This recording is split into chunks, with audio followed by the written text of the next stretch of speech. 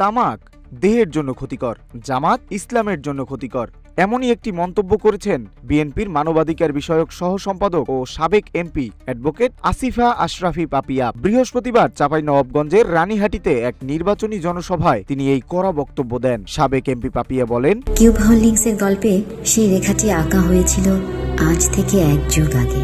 নকশাই আমাদের ভাষা। Cube holdings limited.